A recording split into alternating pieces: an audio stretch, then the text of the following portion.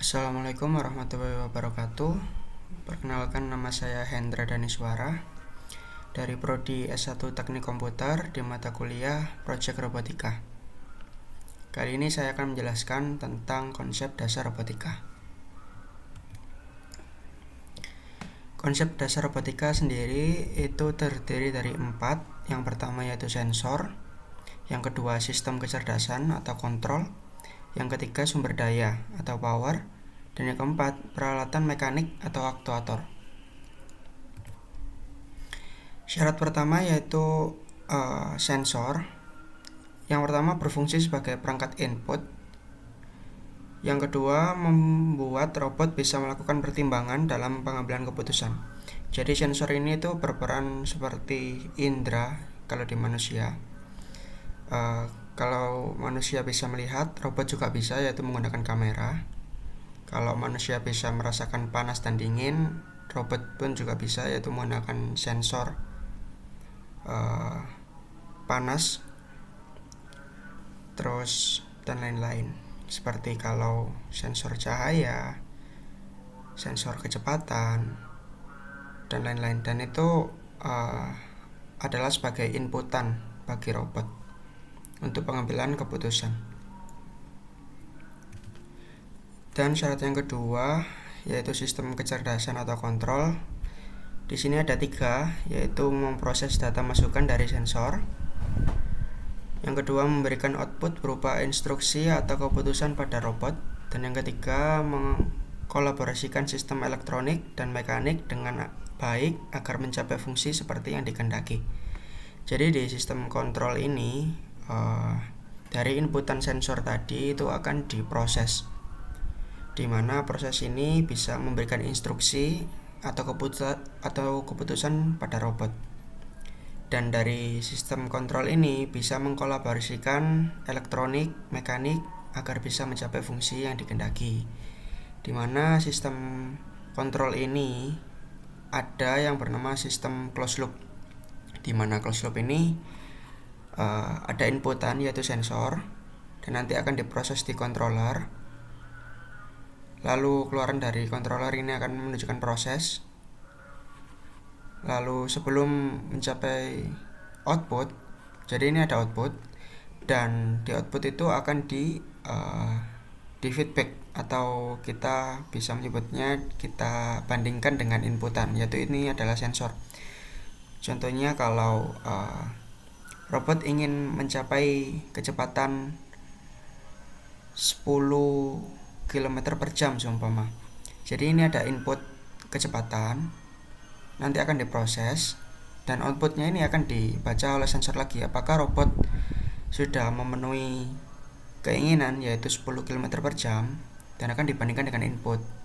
Kalau sudah, maka output akan sesuai dengan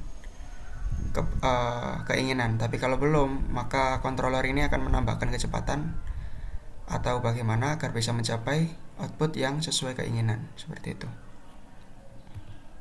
Dan syarat yang ketiga yaitu ada sumber daya atau power, di mana ada 2, yaitu yang pertama tenaga kepada sumber daya ini sebagai tenaga kepada seluruh bagian robot. Dan yang kedua, sumber daya ini adalah bisa berupa baterai atau sumber listrik, aki, dan lain-lain. Jadi sumber daya ini berfungsi sebagai sumber dari komponen-komponen robotnya, ya, seperti kalau aktuator itu ada motor, ada servo, dan lain-lain. Dan syarat keempat yaitu peralatan mekanik atau aktuator. Dan di aktuator ini ada 3, yaitu pertama perangkat elektromagnetik yang menghasilkan daya gerakan. Dan yang kedua, aktuator itu adalah bagian yang akan mengerjakan perintah dari bagian kontrol. Contohnya seperti motor DC atau servo. Lalu yang selanjutnya ada klasifikasi robot, di mana klasifikasi robot ini ada 4, yaitu klasifikasi pertama yaitu robot non-mobile, klasifikasi kedua mobile robot, klasifikasi ketiga gabungan dari mobile robot dan non-mobile robot. Lalu klasifikasi keempat yaitu robot humanoid.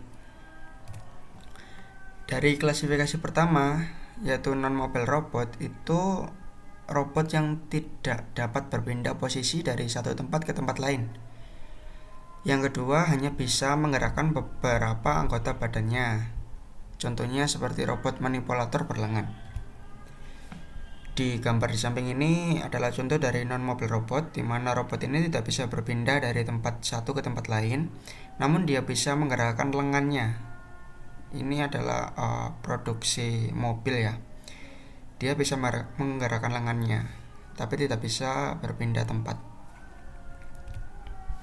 Lalu klasifikasi kedua yaitu mobile robot, di mana robot dapat memindahkan dirinya dari satu tempat ke tempat lain. Contohnya seperti robot line follower, robot pembersih debu, dan lain-lain. Dan gambar di samping ini adalah contoh dari robot line follower, di mana line follower ini akan mengikuti garis yang telah disediakan. Jadi ini ada pembanding warna dari garis tersebut. Jika garis lebih gelap atau lebih terang, maka dia akan memutuskan sesuatu. Dan klasifikasi ketiga yaitu gabungan non-mobile robot dan mobile robot, yaitu keduanya saling melengkapi dalam melakukan tugas tertentu. Bisa menggerakkan